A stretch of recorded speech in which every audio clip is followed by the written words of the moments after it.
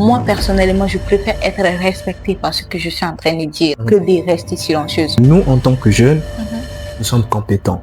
Nous sommes capables de faire des grandes choses. Oui, Mais pour faire ces grandes choses-là, honnêtement, la communication, elle est très importante. exactement. Ose et affirme-toi. J'ai compris que tu peux être informaticien. Forcément, tu auras énormément de projets dans ta vie. Tu vas vouloir créer à gauche tout comme à droite. Mais si ces projets-là, tu sais pas les expliquer, tu sais pas faire valoir ces projets, ça dormira dans le placard de ton cerveau. Trace ta propre route, trace ton propre chemin, mène tes propres expériences, échoue et recommence. Tu peux ramener un CV écrit. Le recruteur ne va jamais se limiter sur ce CV-là. Il va toujours te programmer un entretien. Il faut comprendre que moi, j'échoue jamais déjà. J'ai jamais considéré l'échec comme quelque chose qui va me ralentir sur mon processus de vie. Et le plus beau cadeau que j'ai eu après mon échec, c'était de voir mes parents heureux.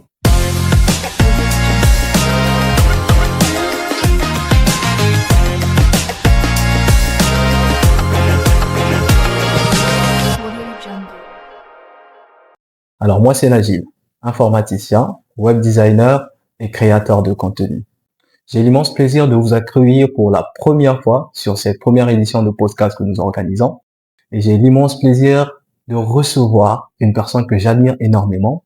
Elle a su développer l'art oratoire en elle, faire face aussi au jugement et au regard des autres. Alors, sous cette première édition de podcast, nous allons bien sûr évoquer 2 points essentiels, à savoir la communication et la prise de parole, qui est le premier point. Et le second, nous allons être plus centralisés sur la confiance en soi. De ce fait, étant donné qu'elle est ici avec moi, je vais lui donner la parole afin qu'elle puisse mieux se présenter aux yeux du public. Alors, Awa, bonjour. Bonjour. Je suis très ravi de t'avoir aujourd'hui. Plaisir partagé. Moi, je vais te tutoyer parce qu'on se connaît déjà. Exactement. Et c'est un immense plaisir pour moi de t'accueillir ici pour pouvoir faire cet échange-là, toi et moi. Mais avant tout, j'aimerais te donner la parole afin que tu te présentes à tout ce public-là qui est en train de nous regarder.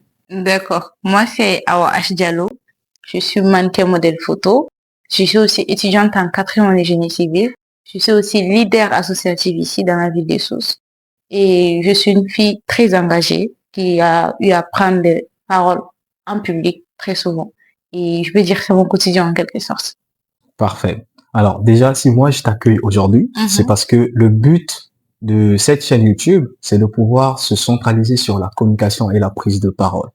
Et ça, c'est pour aider bien sûr les jeunes et leur prouver à quel point la communication est une clé essentielle pour pouvoir développer plein de compétences et même réussir dans ses projets. Toi qui as cette habitude-là de pouvoir t'exprimer devant les gens, tu as pas mal de séminaires que tu as eu à faire.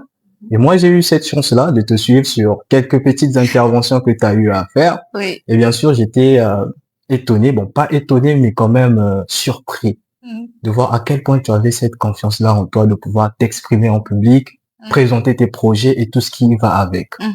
Mais de ce fait, il y a plusieurs personnes. Ils ont des projets en tête, mais lorsqu'il s'agit bien sûr de présenter ces projets-là, ils ont du mal à pouvoir les présenter. Pourquoi? Parce qu'ils savent pas travailler sur leur communication.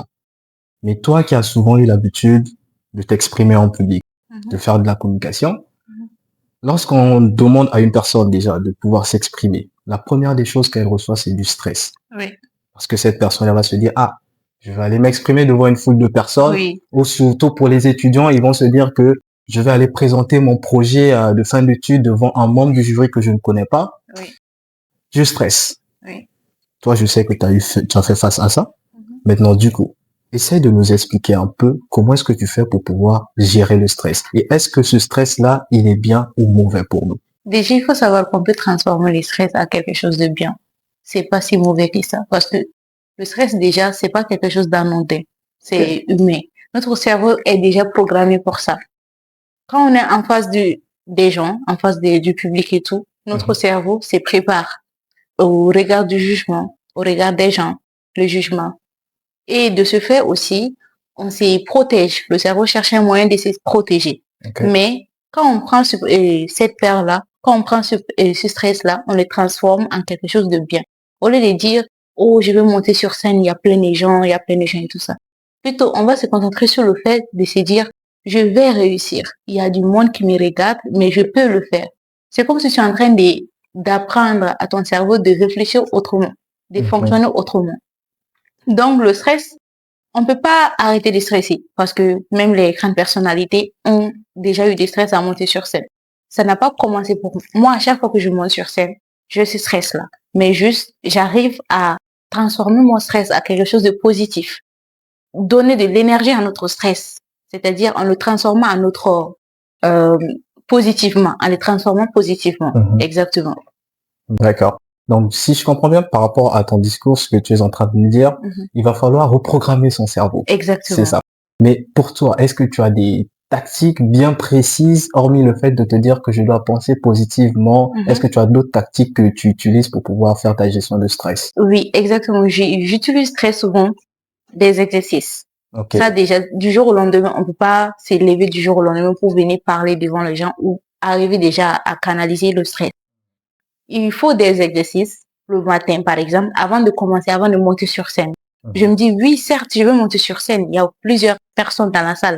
Mais de ce fait, je sais déjà que je peux réussir. Je sais que je peux le faire. Ce sont des exercices, des petits exercices que tu fais chaque jour avant de monter sur scène. Et c'est ça qui a pu me faciliter la tâche de pouvoir prendre parole. Et en plus aussi de contrepasser mes stress, par exemple. C'est ce qui arrive aussi. Et je suis pas la seule. Beaucoup de personnes, beaucoup de grands orateurs aussi, avant de monter sur scène, ont ce stress-là. Effectivement, vous l'aurez bien compris que, voilà, le stress, c'est pas notre ennemi. Il peut être ton ennemi si tu l'utilises mal. Si dans ton mindset, tu penses de manière négative, le stress sera alors ton ennemi. Et il va t'empêcher à pouvoir t'exprimer en public, comme il se doit. Mais lorsque tu l'utilises pour pouvoir te permettre à faire une très grande gestion, un travail en toi, alors là, le stress va t'aider tout simplement à pouvoir mieux t'exprimer en public. C'est pour cela que je dis souvent que la répétition est la mère des sciences. Toi, tu viens de le répéter encore une fois de plus en disant que tu t'entraînes, tu t'exerces avant de monter sur scène pour t'exprimer. Oui. Et effectivement, aujourd'hui, vous avez plein de compétences que vous pouvez avoir, mais il faut avoir l'habitude de pouvoir répéter. Les étudiants qui vont faire leur PFE dans des mois à venir, s'ils répètent pas sur leur projet, ils pourront pas réussir à bien le présenter. Ils vont toujours avoir ce petit stress-là en eux. J'aimerais juste souligner un point. Si tu as déjà l'habitude, l'exercice n'est pas vraiment obligatoire. Mais si ça te manque l'habitude, en fait, c'est ça le problème. Si c'est ta première fois, tu as besoin de faire l'exercice, de t'entraîner, entraîner ton cerveau, changer le fonctionnement de ton cerveau avant de monter sur scène. Mais si tu es déjà dedans, tu as déjà l'habitude de monter sur scène, l'exercice déjà, c'est pour ça on vient dans l'improvisation. Parce que tu t'es déjà préparé. Donc, voilà, c'est un peu ça. Ok. Donc, les gars, vous aurez tout compris, hein, d'après ce qu'elle vient de nous énumérer tout simplement, que voilà, quand tu es déjà dedans, forcément, tu es une personne habituée. Oui. Mais on s'accentue surtout sur les jeunes qui ne sont pas encore ancrés, qui ont cette peur-là de pouvoir s'exprimer. N'hésitez pas de vous exercer. N'hésitez pas de transformer votre stress en quelque chose de positif afin de vous permettre de mieux s'exprimer. Entraînez-vous, répétez sur vos projets. Ayez vos projets en tête. Comprenez premièrement vos projets vous-même afin de pouvoir l'expliquer aux autres. Alors, si déjà la première étape, on t'annonce que tu dois t'exprimer, tu as ce stress, mais grâce au conseil de Awa, tu as pu faire ta gestion de stress. Awa, on nous dit souvent que dès les premières secondes, faut savoir captiver son public. Mais nous, on va élargir un peu en mettant les 3 premières minutes. Toi qui montes en scène, comment est-ce que tu fais pendant ces 3 premières minutes pour captiver le public? Parce que moi, j'ai déjà été présent. Dès que tu es monté en scène, il y avait un peu des gens qui pouvaient parler un peu à gauche, à droite, mais dès que tu t'es mise à parler, toute la salle est restée calme et on t'écoutait. Est-ce que tu as une technique bien précise que tu utilises? Oui, exactement. Avant de prendre la parole en public déjà, je sais déjà, je pose le problème. Et au bout je donne un exemple et après, je fais call to action, c'est-à-dire la conclusion, donner un mot de fin. Ce sont ces 3 points-là, il faut pas oublier. Quand tu connais déjà le sujet dont tu veux aborder, tu viens, tu commences, tu entames directement à mettre le problème devant les gens. C'est-à-dire, étale le problème. Voilà le problème. Tu montres, tu poses déjà en mettant un mot dessus. Bien. Avec ça même, avec cette technique-là aussi, c'est rare que tu te perds dans ce que tu es en train de dire. Tu te perds dans le sujet surtout. Donc, tu as déjà une thématique que tu dois aborder. Tu mets un point. En plus, j'ai toujours, lors de mes concours d'art oratoire et tout, souvent, j'ai tendance à vouloir trop capturer le public déjà. Ok. Quand je monte une phrase pour attirer leur attention, souvent, on commence par un chiffre, comme par exemple, j'estime, 30 millions d'enfants affamés dans le monde, ou comme ça. Ouais. Genre, ça attire en fait. Tu te demandes, waouh, qu'est-ce que la personne est en train de dire? Donc, ce sont ces mots-là, tu mets déjà le problème. Qu'est-ce que tu es en train de résoudre? Quel message tu souhaites transmettre? Mhm. C'est Ok, ça. je vois. Donc pour toi, vraiment, c'est toucher les points clés de ton sujet, Oui. si je comprends bien. Mhm, Lorsque tu as dit les chiffres, tu m'as rappelé lors d'un événement. mhm. C'était pendant, je pense, la fête d'indépendance du Congo Oui, RDC. oui. Il y avait un petit film qui avait été projeté. Et Mhm, toi, lorsque tu es passé en scène, tu as captivé l'attention des gens en parlant au fait des faits qui se sont passés pendant ce temps-là. oui. Et ça, je trouve ça très, très intéressant. Tu as dit ça, des chiffres, toi, par exemple. Mhm, Mais il faut savoir que lorsque vous vous exprimez, vous avez des sujets, vous voulez captiver l'attention du public, mhm. il faut employer des mots justes et toucher les points clés de votre sujet. Choqué pour avoir l'attention. Voilà. Donc, ça signifie tout simplement que tu annonces un point clé pour laisser une personne dans le suspense. Oui, À un point où il va se dire que, ah bah tiens, je dois entendre la suite parce que ce qu'il vient de dire là, ça a l'air intéressant. oui. Donc, il faut savoir capter aussi l'attention du public si vous voulez vraiment vous sentir vous-même déjà à l'aise lors du discours. Parce que si vous ne captez pas l'attention de votre public, vous pouvez être là en train de vous exprimer, Mhm, le jury ou le public aussi est en train de discuter et de votre côté, ça ne vous rend pas service. Vous allez voir que vous allez être un peu embrouillé parce que vous allez regarder à gauche, à droite, personne n'est en train de vous suivre. mhm. Forcément, ça bouleverse un peu ce que vous allez dire et vos idées. Alors, là, nous sommes accentués sur tout ce qui est discours verbal, Oui. d'accord? Mhm, Mais entre-temps, mhm, quand tu es sur scène, mhm. c'est bien beau de pouvoir ouvrir sa bouche Oui, et s'exprimer, oui. mais on a une autre communication qui intervient, le langage corporel. Mhm. Est-ce que selon toi, tu penses que le langage corporel est très important lors d'une prise de parole en public? Oui, exactement. C'est très important. Juste, je veux pas trop parler, je veux juste donner l'exemple. Tu Mhm. viens sur scène, tu regardes, tu ne regardes pas le public, tu es là en train de jouer sur tes doigts Ok. ou tu as le regard fuyant.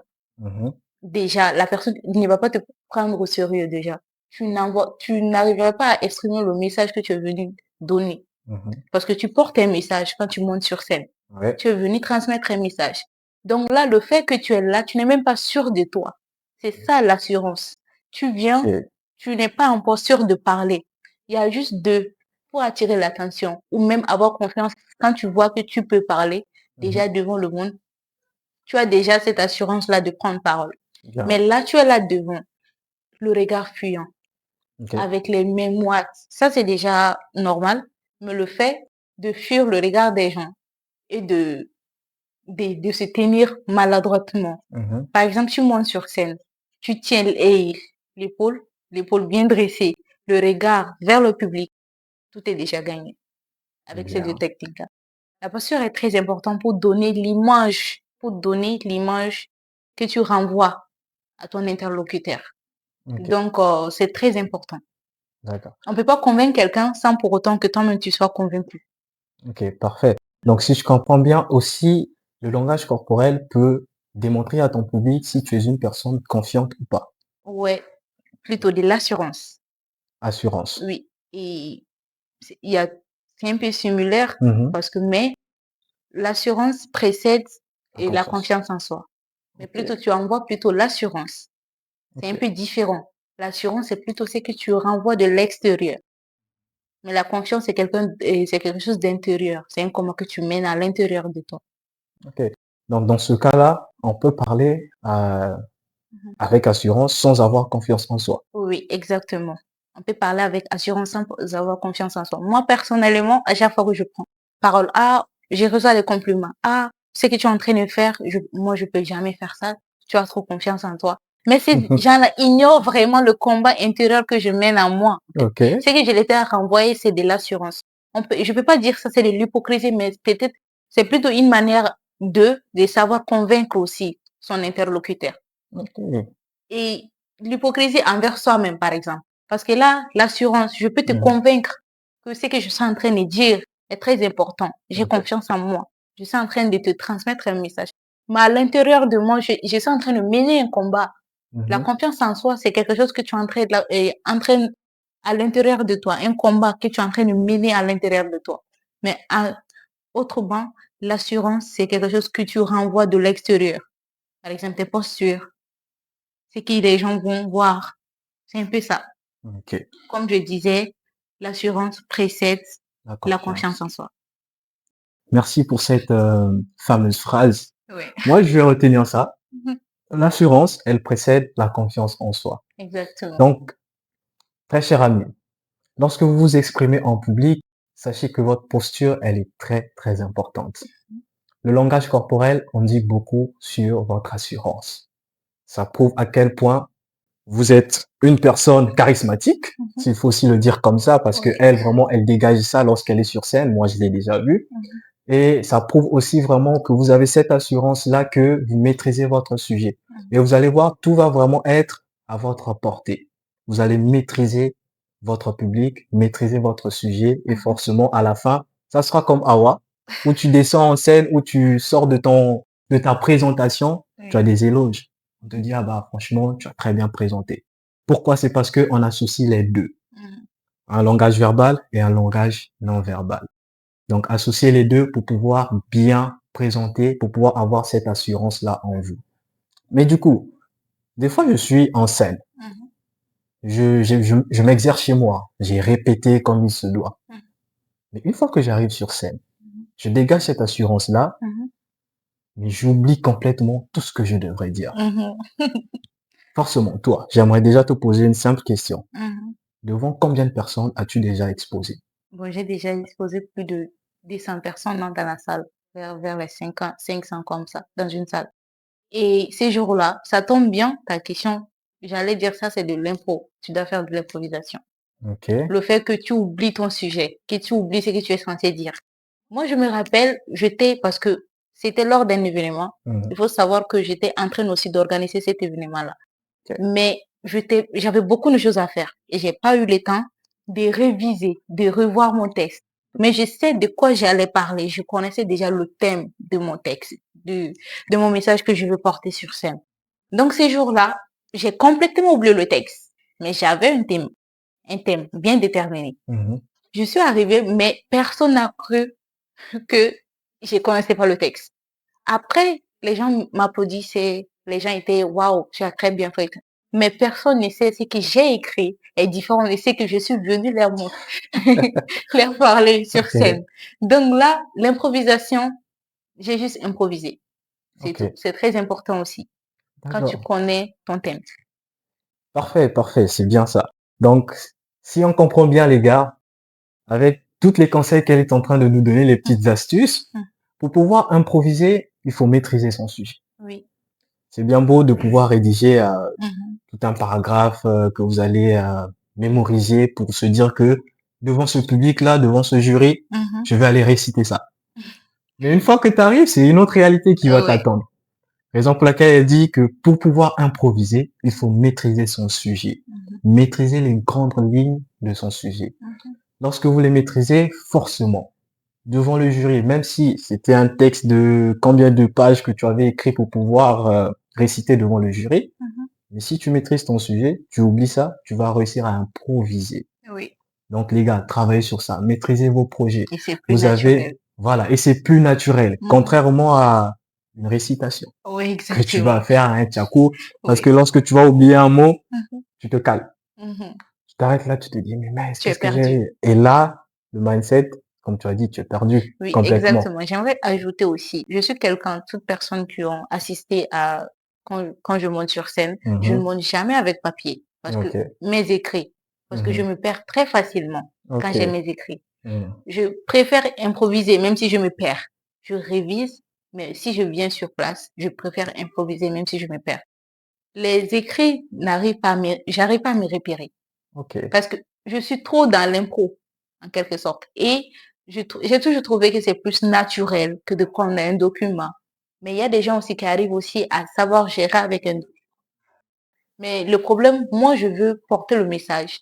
Je veux être naturel en discuter avec la personne Très bien. que de voir quelqu'un qui est en train de lire. Mhm. J'ai l'impression, je vais avoir une discussion, comme si je suis en train de tenir une discussion avec le public que d'amener quelque chose que je tiens en train de lire avec eux. Mhm. Ça, c'est très bien. Mais je peux pas vous dire le contraire parce que vous-même, vous voyez. Elle est là devant moi. Elle n'a aucun document. Rien du tout, hein. Tout est improvisé. Je vous assure.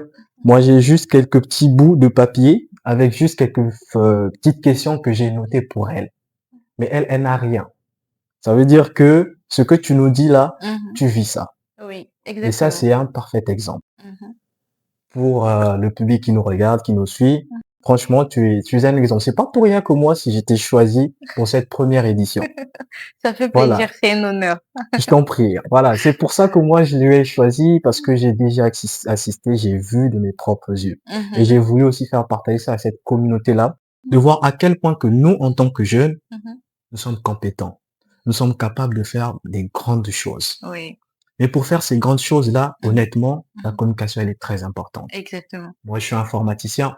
J'ai compris que tu peux être informaticien. Forcément, tu auras énormément de projets dans ta vie. Mhm. Tu vas vouloir créer à gauche tout comme à droite. Mhm. Mais si ces projets-là, Mhm. tu sais pas les expliquer, tu sais pas faire valoir ces projets, ça dormira dans le placard de ton cerveau.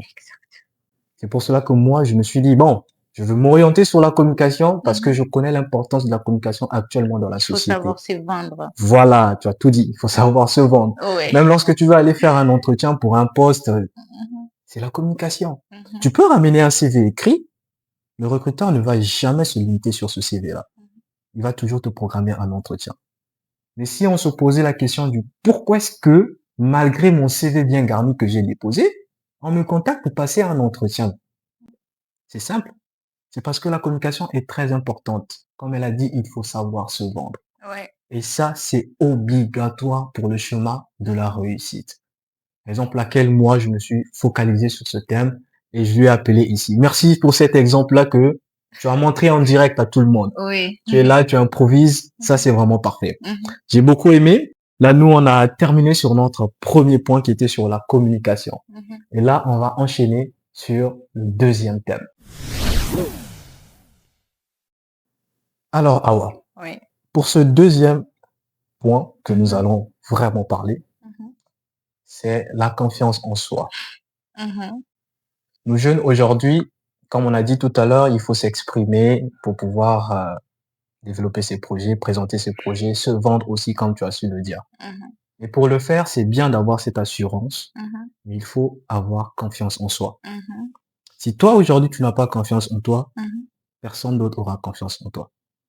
Tu Mhm. dois être la première personne Oui. à d'abord avoir confiance en toi Mhm. pour que les autres aussi puissent comprendre que ah, c'est là on peut l'écouter, elle présente quelque chose de bien. Du coup, pour toi, j'aimerais bien savoir, les jeunes aujourd'hui, il y a plusieurs points qui font en sorte qu'ils manquent de confiance en soi, Mhm. notamment la comparaison. Mhm. Notre ère, on a eu la chance et on a eu la malchance d'avoir les réseaux sociaux qui sont bien développés. Et, Alors, toi, par rapport à ça, qu'est-ce que tu en penses sur ces personnes-là mhm. qui ne cessent de se comparer aux autres? Les réseaux sociaux non, sont que des filtres, en fait, en quelque sorte, de la vie réelle. Ok. Les gens, certes, on passe plus de temps sur les réseaux sociaux et se comparer aux autres. Hmm. Mais c'est que la personne que tu vois derrière l'écran, tu ne connais pas ses vécus, tu ne connais pas ce que la personne a traversé avant d'arriver là où toi tu souhaites être. Ok. Ça ne veut pas dire que la personne a réussi, que toi tu as échoué. Mhm. Sa réussite n'est pas égale à ton échec. On est en train de se projeter sur toi déjà, tu as commencé et les un pas de ton avenir, tu es en train de comparer ça à quelqu'un qui a passé 2 à 10 pas. Tu sais pas Ok. la route de chacune de nous est Mhm. différente des autres d'autres. Ok. on n'apprenne pas les mêmes chemins. On Ok. n'apprenne pas, on n'a pas les mêmes vécus, on n'a pas les mêmes expériences. Souvent, c'est qu'on voit très souvent sur les réseaux sociaux ou même dans la vie réelle de se comparer aux autres. Tu sais pas le combat que la personne est en train de mener à l'intérieur d'elle-même. Donc, le fait de voir juste la réussite de l'autre et pourtant ce que la personne a traversé avant d'arriver là où elle est, c'est un peu égoïste aussi, je crois. Et c'est aussi de ne pas penser à soi. Genre, tu te frustres soi-même, en fait, en quelque sorte. Au lieu de voir les autres, essaie de se comparer à soi-même. Moi, par exemple, moi, personnellement, je suis sur Instagram. Je Ok. passais du temps là-bas. En tant que modèle photo, je voyais les autres Hmm. en train de faire les shootings, en train d'avancer. Mais Ok. moi, je savais ce qui me bloquait personnellement. J'avais d'autres projets dans la communication. J'avais Ok. d'autres projets. J'avais bien dit, je suis leader associatif. Je gérais, j'organisais des événements. Hmm. Mais pour eux, et ils ont le temps et ils se sont concentrés à ça. Ok. Normal c'est eux, on voit. Mais moi, j'avais d'autres côtés. J'ai commencé à être frustrée le fait que j'ai laissé ces côtés-là de moi et me concentrer sur d'autres.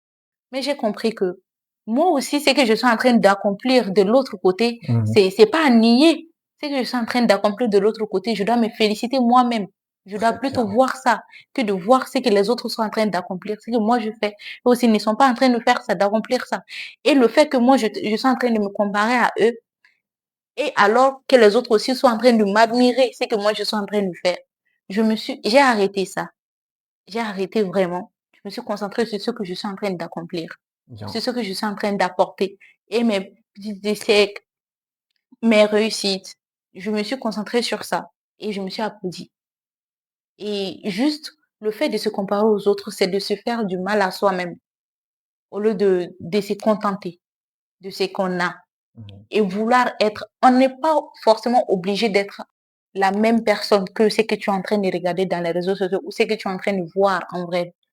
Juste trace ta propre route, trace ton propre chemin, mène tes propres expériences, échoue et recommence. Échoue et recommence. Oui. Tu t'es applaudi et moi aussi j'aimerais bien t'applaudir déjà, Awa, Oui. sur ce discours-là, sur Mhm. l'explication que tu nous as donnée. Effectivement, c'est vrai. Cela ne sert à rien de se comparer à la 20e page d'une autre personne, tandis Mhm. que toi, tu es encore à la première page de Oui. de ta vie. Ça, c'est vraiment pertinent, Mhm. ce côté-là, parce que aujourd'hui, nous les jeunes, surtout avec les réseaux, on se fait du mal à nous-mêmes. Et je pense que le problème, ce n'est pas les réseaux, mais c'est surtout la manière dont on l'utilise. Oui. C'est ça le plus grand Mhm. problème. Pour ceux qui l'utilisent pour pouvoir se comparer à X, Y et Z, Mhm. ça ne vous sert absolument à rien. Au contraire, cela vous détruit. Et cela vous renferme encore plus dans une bassesse, il faut le dire comme ça. Mhm. Et tu l'as bien mentionné, en tout cas, il faut savoir féliciter ses moindres efforts ou ses moindres réussites. Oui. N'attendez pas d'avoir des grandes réussites pour se féliciter. Mhm. Même aujourd'hui, tu aurais fait quelque chose d'exceptionnel, même si c'est juste un petit truc pour savoir se féliciter. Être fier de soi. Mhm. Elle vient de nous donner ce discours-là. Oui. Et moi, je pense Mhm. qu'à travers ça, il y aura plusieurs personnes qui vont s'en servir. Mhm. Parce que c'est très, très important. Mais un deuxième point, Mhm. malgré le fait que aujourd'hui, tu vas conseiller à certaines personnes de pas se fier Mhm. au regard ou bien À la vue filtrée des autres. voilà, la vie filtrée des autres Oui. et aussi à se comparer. Mais il y a certains qui pourront arrêter ça. Mais par la suite, lorsqu'ils vont décider de prendre leur propre chemin, Mhm. forcément, il y aura X, Y et Z Mhm. dans les alentours Mhm. qui vont être là à observer et à juger. Tout comme toi. Oui. Des fois, tu es jeune, tu vas monter sur scène devant des personnes âgées, ils vont se dire, mais c'est qui celle-là? Elle vient Mhm. faire quoi là? Et c'est quoi? Mhm. Franchement, il y a des jugements. Oui. Mais toi, en tant qu'une personne qui a vécu ça, Mhm. qu'est-ce que tu nous dis par rapport au jugement? Est-ce que cela doit rester dans nos têtes pour nous bloquer ou Mhm. on doit trouver des moyens pour pouvoir utiliser ça pour nous propulser? On doit comprendre que le jugement déjà, peu importe ce que tu vas faire, tu seras jugé. Hmm. Que ça soit positif, négatif, constructif ou pas, tôt ou tard, tu seras jugé. Peu Ok. importe ce que tu vas faire. À quoi Mhm. bon rester dans cette bulle-là au lieu d'avancer ou de faire ce que tu veux, en vrai. Déjà, le jugement, c'est pas vraiment quelque chose de mauvais. Parce qu'il faut savoir que l'homme, déjà, en venant dans le monde, Mhm. l'homme est un être sociable, est un Ok. être sociable. On est déjà né en société. Mhm. Tout le monde est dans le jugement. On regarde tous est-ce que la société va accepter ou pas. Ok. Comme j'ai dit, notre cerveau même est déjà programmé pour ça. Bien. Souvent, c'est pas le jugement le problème. Le problème, c'est ce que toi, la barrière que tu te mets à toi-même. Souvent, on se juge avant que les personnes parlent. Ouais. Tu vois, non? Ouais. Souvent, et c'est on rejoue les scénarios avant que ça n'arrive, en fait. Mhm. Tu es en train de te mettre les barrières sur l'opinion qui ne s'est jamais produite d'abord. Ok. Donc, tu es en train de te projeter sur quelque chose qui n'est pas encore arrivé. Le fait que tu te bloques à ça, c'est un problème. Mhm. Il faut savoir qu'il y a deux sortes de jugements, jugement constructif et jugement destructif. On doit se concentrer plutôt constructif, qui te propulse plutôt dans ce que tu es en train de faire. Mais les jugements destructifs, ce sont les gens qui te critiquent sur ton apparence, que tu ne peux jamais changer, sur Mhm. ce que tu es en train de porter, que tu ne peux jamais changer aussi. Donc, ce que tu veux, si toi, ton message, que tu veux porter un message, fais-le, en fait. Moi, personnellement, je préfère être critiqué sur ce que je suis en train de dire que de rester là à ne rien dire. Parce que là, je pense que c'est plus nécessaire de dire des mots, même si c'est cru. Parce que si tu vois que tu as peur de dire un truc, c'est que ça dérange ce que tu es en train de dire. Mhm. Donc, je préfère être cru dans mes paroles, dire ce que je pense vraiment, m'en foudre des critiques que de me taire et garder cette vérité-là en moi. Certes, on peut se taire, mais ça te ronge. Le manque de courage va te ronger de l'intérieur. Tu vas te dire pourquoi j'ai pas osé. Ouais. Donc, le fait de rester là restreint au lieu de prendre parole, d'arrêter de dire stop sur certaines choses. Parce il y aura beaucoup de jugements. Peu importe ce que tu vas faire, le jugement ne va jamais s'arrêter. Mais si tu arrêtes ta vie ou de mettre un point, je sais que tu es en train de faire ou ce que tu veux faire pour le jugement des autres, c'est que tu te mets un frein à toi-même et à ton propre bonheur. Voilà. Donc, tu te mets un frein à toi-même et à ton propre bonheur. Ça signifie tout simplement que dans cette société où nous vivons, nous ne sommes pas seuls. Nous sommes entourés de Hawa, entourés de plusieurs personnes avec nous. Et il faut savoir que l'opinion que tu as de ce que tu fais n'est pas la même opinion que Que les les autres autres. ont de toi. Oui. Donc, si toi, tu vas tout simplement t'hasarder à plus écouter ce que les gens vont dire qu'à Mhm, t'écouter toi-même, elle l'a dit, tu te bloques, mhm, tu vas pas avancer et tu vas procrastiner. Dans le sens où tu vas vouloir faire ceci et tu vas te dire que, ah, si je fais ça, qu'est-ce que X ou Y vont dire? mhm. De quoi ils vont penser par rapport à ça? Mais si on reste dans ce type de jugement, on va pas avancer. Les projets que tu pouvais faire aujourd'hui, tu vas repousser ça à demain pour voir est-ce que la position de X et Y ne vont pas changer par rapport à ça. Lance-toi. Et j'aimerais souligner un point aussi. Le Mhm. fait que tu oses, tu affirmes ce que tu veux dire. Ouais. Moi, personnellement, je préfère être respectée par ce que je suis en train de dire que Mhm. de rester silencieuse. J'ai dit ça. En plus, le fait que tu retiens, tu affirmes ce que tu veux, tu te fais respecter en quelque sorte. Même le jugement, les gens même auront peur de te juger. Bien. Parce que tu les as fait comprendre que ce que vous êtes en train de dire, je m'en fous en quelque sorte. Mhm. C'est ce que je porte un message et je veux transmettre ce que je suis venue vous dire. Ok. Donc, les gens même auront du mal à te juger. Moi, personnellement, c'est mon cas. Parce que le jugement, les gens, le jugement, on va dire, ah, toi, tu n'as pas peur des jugements et tout ça. Mais ils n'ont pas le cœur de venir vers moi pour me dire qu'ils vont me juger. Même Ouais. s'ils vont me juger, c'est derrière mon dos, pas devant moi. Et Exact. moi, je considère ça comme la personne a eu peur, en fait, en quelque sorte. De la lâcheté, plutôt. Mhm. Donc, personnellement, on ne considère pas ça. Ose et affirme-toi. Et les jugements, les gens même auront peur de te juger. C'est parfait. Elle vous demande d'oser, les gars. Oui. Moi, je les demande souvent d'oser, Mhm, mais aujourd'hui, toi aussi, tu es là en personne pour leur demander d'oser. mhm. Il faut oser. C'est vrai qu'il y aura toujours des jugements, mais focalise-toi sur ce dont tu trouves bon. Oui. Si tu te dis que moi, c'est ça que je vais faire, je dois faire ceci, peu importe, fais-le. Mhm. N'hésite pas. Merci beaucoup, Awa, pour cette bonne réponse que tu nous as donnée avec plein d'explications. Oui. Je suis très ravi et j'espère que ça va vraiment servir aussi à la communauté. Mhm. Et étant donné que j'ai fait face au jugement des autres, au regard, Mhm. je me compare plus. Mhm. Forcément, il y a aussi un truc qui est très important que nous devons apprendre à développer. Mhm. C'est l'estime de soi. Mhm. Merci. Oui. L'estime de soi. Ça, Oui. c'est vraiment important. Mhm. Faut beau dire que, OK, à partir d'aujourd'hui, je veux plus gérer le jugement des autres, Mhm. je veux plus me comparer, je veux me concentrer sur moi, mais tu Mhm. dois avoir cette estime-là en toi. Mhm. Alors pour toi, comment est-ce que tu peux nous expliquer le fait de pouvoir avoir cette estime-là en soi? Applaudir ses petits efforts, applaudir ses petites réussites, Mhm. applaudir les, même l'échec, reconnaître. C'est connaître d'abord. L'estime de soi, c'est de se connaître d'abord avant de OK, permettre à d'autres de te connaître. OK. Donc, le fait que si tu t'affirmes en quelque sorte, ton estime, même silencieux, même si tu ne fais pas beaucoup de bruit. Moi, Mhm. par exemple, je me dis, tu classifies les choses que tu n'aimes pas, les choses que tu aimes. Apprendre, c'est ça, apprendre à se connaître en fait. OK. C'est que je peux oser faire, c'est que je n'oserais pas. Mhm. Prendre du temps pour ça, pour penser à ce que tu veux vraiment.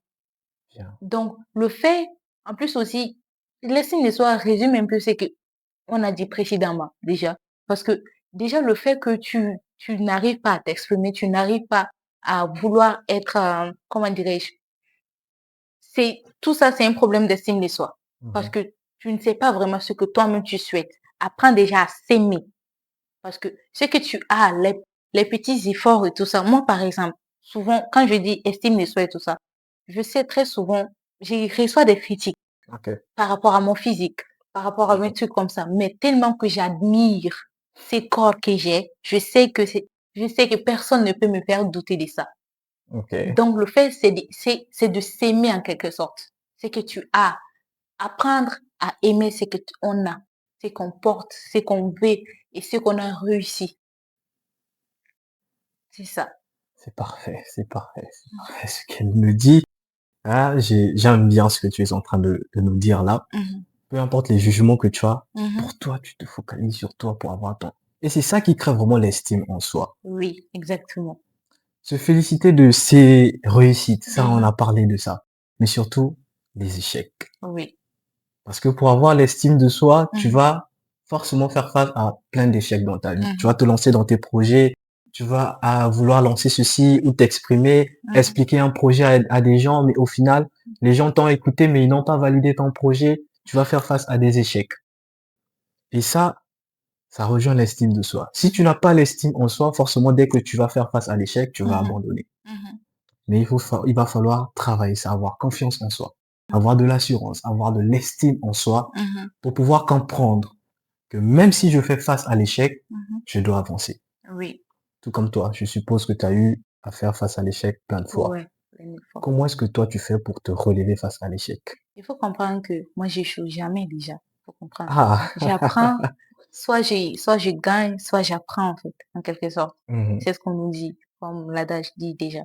Parce que l'échec, je ne peux pas qualifier, je peux dire que j'ai échoué dans le cas où je n'apprends pas de mes erreurs.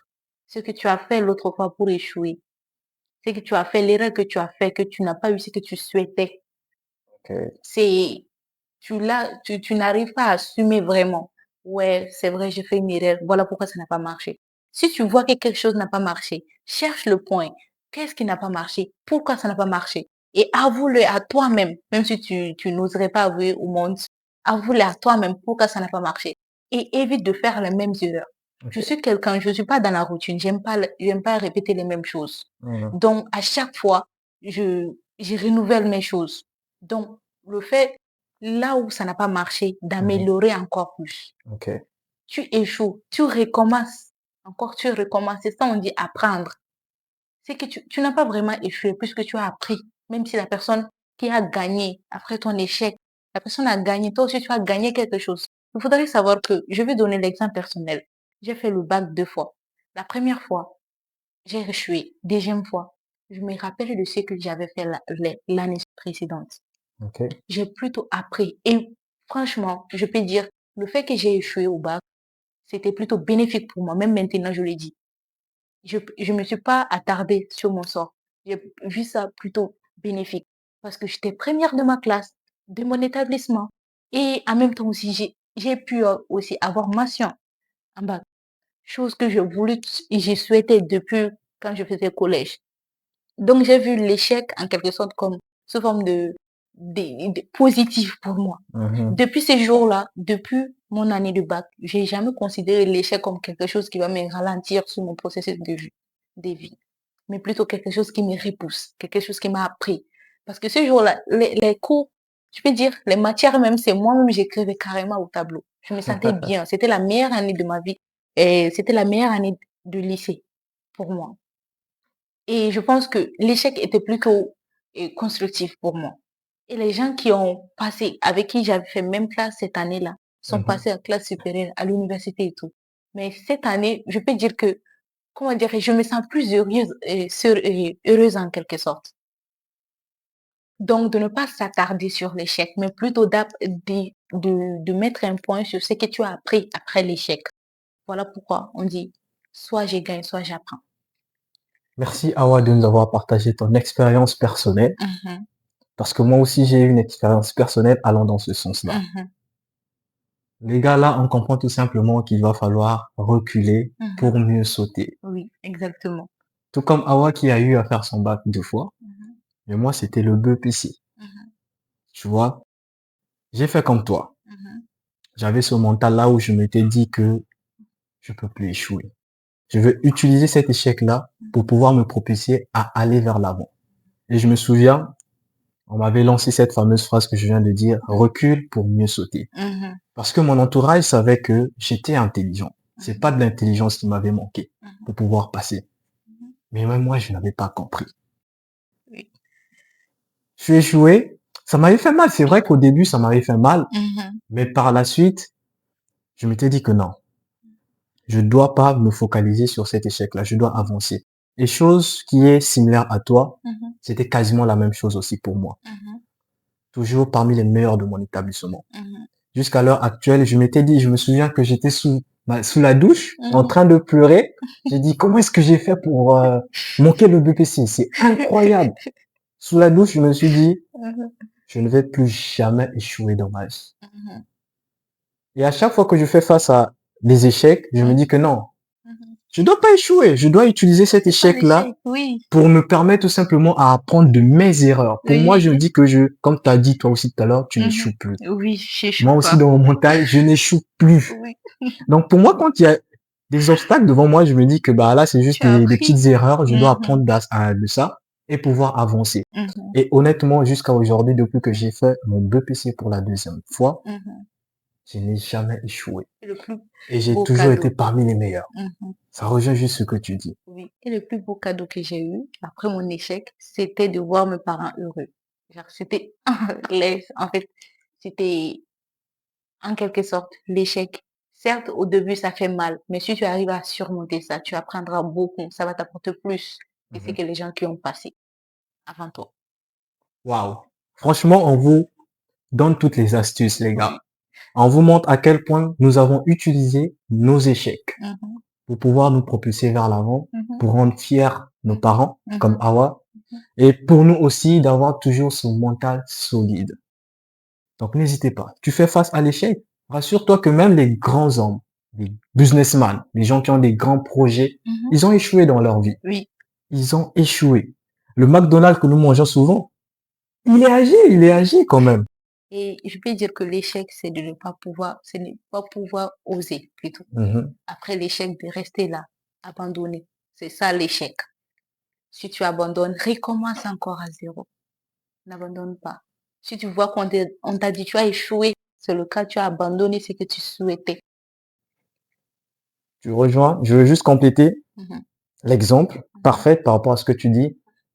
Là, je prends ça comme un petit bébé qui apprend à marcher. Oui. Quand il apprend à marcher, il tombe. Mhm, Mais qu'est-ce que fait le bébé par la suite? Il reste pas au sol. mhm, Il se relève. Et là, tu as parfaitement raison de dire que on doit avancer. On ne doit pas rester là, on ne doit pas stagner. On mhm, se relève pour pouvoir avancer. mhm. Soyons comme des bébés. D'où le pourquoi c'est Barack Obama qui disait ne jamais perdre son côté enfant. Et moi, je me suis toujours dit que je ne vais jamais perdre mon côté enfant. Mes proches savent. Et à un moment donné, je suis toujours des fois comme un enfant devant eux. C'est parce que j'ai ça dans ma tête. Je me dis que je ne vais jamais perdre ce côté enfant-là. Parce que pour moi, un enfant est un parfait exemple. Pour lui, il s'en fout de tout ce qui est autour de lui. Lorsqu'il voit X, Y marcher, il sait que ça, c'est bien. Même si un autre vient lui dire que non, tu dois juste ramper, tu dois pas marcher. Mais lui, lorsqu'il voit que X se lève pour aller prendre l'assiette, il se dit non, c'est bien. Oui. Si toi, aujourd'hui, tu viens me dire ne te lève pas pour marcher, je vais pas le faire. Mhm. Moi, je vais me lever, je vais faire comme X, je vais aller prendre mon assiette qui est là-bas. Soyons comme des bébés, les gars. Parce que ça nous permet d'avoir toujours un mindset, je veux dire sain. Pourquoi sain? Parce qu'un enfant autour de lui, il s'en fout de tout ce qui est malsain. Il cherche toujours à pouvoir répéter ce que nous faisons dans la vie qui nous permet de pouvoir avancer. Donc voilà un peu. Je te remercie, Awa, parce que là, nous sommes arrivés au terme de notre petit échange que nous avons eu aujourd'hui. C'était vraiment bénéfique pour moi et pour la communauté. C'était un plaisir aussi. Merci beaucoup. Dans les prochains épisodes, on va organiser encore d'autres podcasts qui vont venir. J'ai pas mal d'invités aussi avec qui j'ai déjà programmé. Mais avec Awa, je sais que ça ne sera pas la première et la dernière. Il y aura d'autres événements qui vont encore se produire. Elle sera là. Peut-être que j'envisage aussi faire un petit tour de table. Pourquoi? Parce que elle fait partie des jeunes ici, dans le pays, en Tunisie, qui pour moi sont quand même des modèles à suivre pour la jeunesse. Il y aura des jours où je vais organiser avec plein d'autres jeunes. Elle va pas manquer, rassurez-vous. Elle sera encore là pour nous partager son expérience, son expertise dans le domaine de la communication, afin de vous booster tous à pouvoir se lancer, à avoir confiance en soi, de l'estime en soi, de l'assurance, savoir que la communication, elle est très importante pour la réussite de nos projets. Alors pour ça, si vous voulez suivre d'autres éditions de la sorte, likez, abonnez-vous et partagez aussi. Pour cela, tu as un dernier message à pouvoir passer à la jeunesse par rapport à ça. Aussi, n'abandonnez pas. Et déjà, le résultat, vous allez voir ça après. Ne soyez pas pressés. Prenez votre temps, apprendre, faire des exercices. Apprenez à vous connaître. Personne ne va vous aimer, personne ne va vous apprendre à vous connaître soi-même si toi-même tu ne te connais pas assez. Déjà, surtout, osez. C'est très important. Osez, c'est très important. Merci à vous les gars et on se retrouve à la prochaine vidéo. Comme je le dis souvent, n'oubliez pas, si tu sais parler, tu peux aller loin. Merci.